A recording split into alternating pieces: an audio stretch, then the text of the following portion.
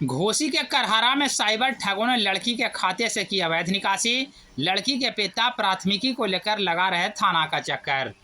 दरअसल मामला घोसी थाना क्षेत्र के करहरा गांव का है, जहां साइबर ठगों ने एक लड़की के खाते से 10,300 रुपये की अवैध निकासी कर ली। इस बाबत लड़की के पिता के द्वारा मामले की जानकारी साइबर थाने को दी गई, जिसके बाद साइबर थाने के पुलिस ने कार्रवाई करते हुए 7800 रुपये को होल्ड लगाया, जिससे पैसे की रिकवरी कर ली गई है। इस बाबत स्थानीय थाने में प्राथमिकी दर्ज करने का निर्देश दिया गया था। क्या हुआ है आपके साथ? हमरा बच्ची के साथ है, लॉटरी के नाम पर मैंने ठगी कर लिया गया। कितना पैसा ठगी किया गया है? 10,300 रुपया। अच्छा अच्छा। एक बार 3,000, एक बार 7800।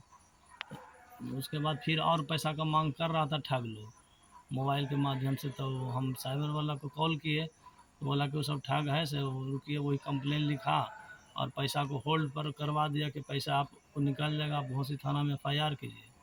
तो घोसी थाना में आकर के हम 3 दिन से आवाजाही कर रहे हैं, अभी तक FIR दर्ज नहीं हुआ।